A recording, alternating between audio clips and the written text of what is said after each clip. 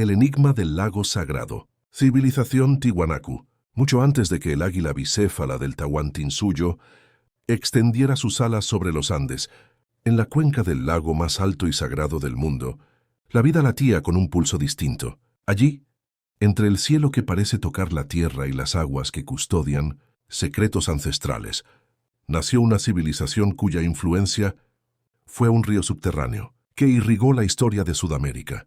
Esta es la historia de Tiahuanaco, la madre de las culturas andinas, un imperio sin espadas, una potencia de fe, cuya súbita y enigmática desaparición nos sigue susurrando desde las piedras.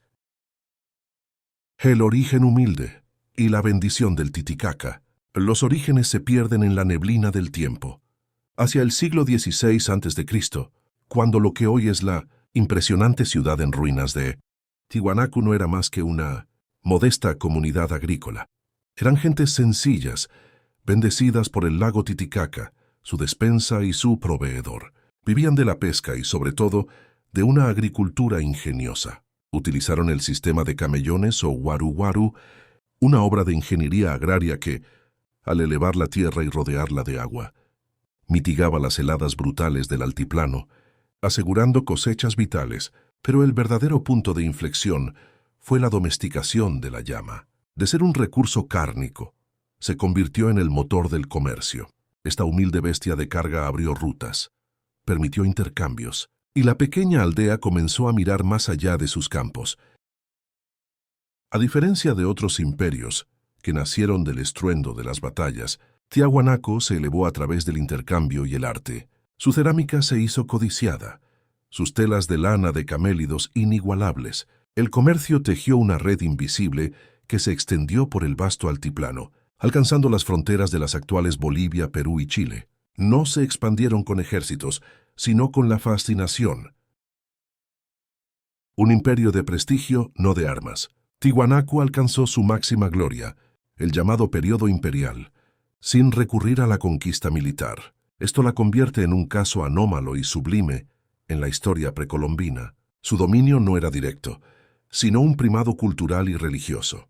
Las élites de la capital controlaban las redes de irrigación y el comercio, pero su verdadera autoridad residía en su prestigio espiritual. Otras poblaciones se alineaban bajo su paraguas, funcionando como centros de producción para la gran metrópoli, atraídas por la luz de su fe. El corazón de este imperio es su capital, y sus ruinas son un testamento de su devoción. La Puerta del Sol, un monolito icónico tallado en andesita, coronado por el imponente rostro del dios Wiracocha, el creador, el hacedor de la civilización. Es un calendario de piedra y un altar a la vez, irradiando poder simbólico.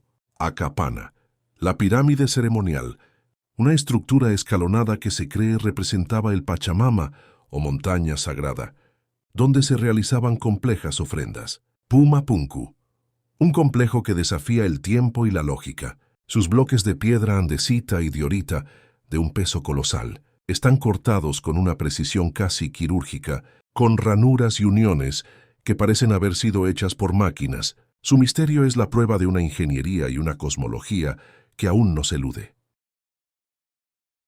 Wiracocha y el legado para los incas.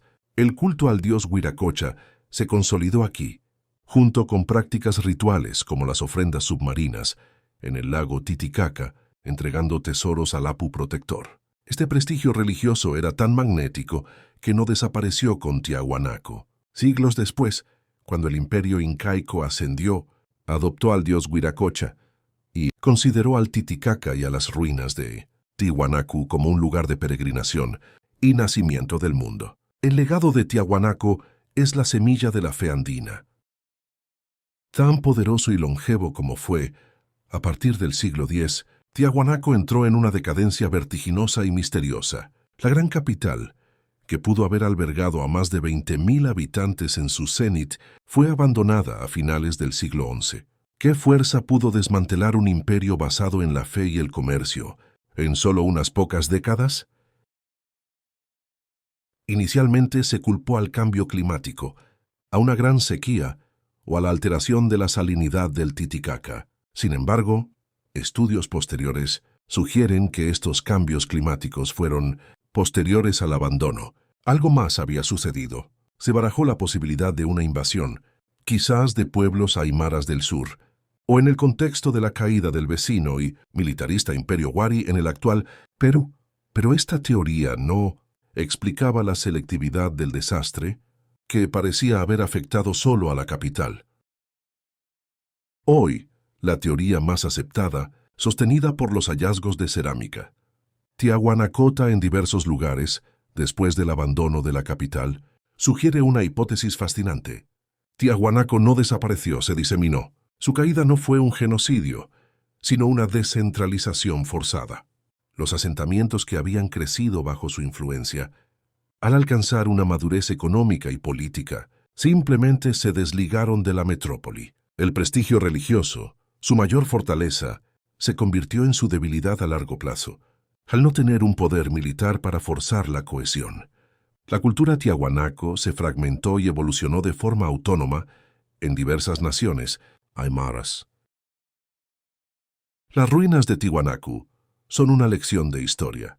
Nos recuerdan que el poder no siempre se mide en acero y conquistas, sino en la fuerza de la idea y el prestigio de la fe. Cuando el imperio incaico se erigió sobre los escombros del altiplano, no partió de cero. Tomó las claves del éxito de sus predecesores, la red comercial y el prestigio religioso de Tiahuanaco, y el poder militar de los Huari, para forjar la civilización precolombina más grande. Tiahuanaco es el fantasma majestuoso de una era olvidada. Sus piedras guardan el eco de Huiracocha, el susurro del lago sagrado, y la promesa de que la cultura, la fe y la ingeniería pueden construir un imperio más duradero que cualquier conquista. Es el enigma andino que espera ser descifrado, la civilización eterna bajo el cielo de Bolivia.